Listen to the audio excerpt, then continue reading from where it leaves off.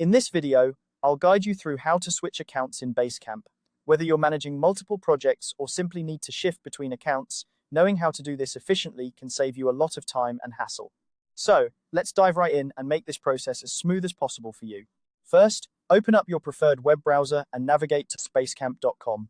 This is your starting point for accessing all of Basecamp's features, and you'll need to be logged into the account you currently have open.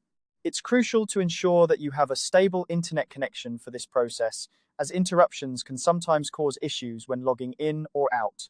Once you're on the Basecamp homepage, look towards the bottom left side of the screen.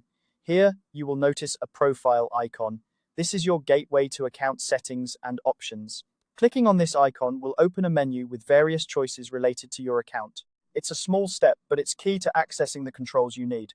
After clicking the profile icon, you'll see an option to log out. Go ahead and click Log Out.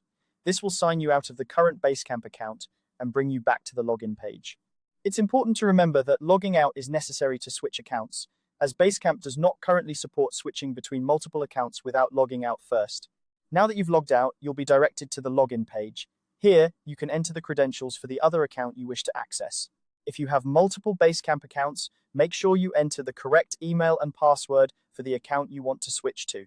If needed, use a password manager to keep track of your login information, which can help avoid errors and make the process quicker. Once you've entered the correct login details, click the login button, and just like that, you'll be switched over to the new account. You can now access all the projects, messages, and tools associated with this account. A quick tip: if you find yourself frequently switching between accounts, consider bookmarking the login page or saving it as a shortcut on your browser. This will help you access it faster in the future, making the whole process even more efficient. And there you have it. Switching accounts in Basecamp is a simple process once you know where to find everything.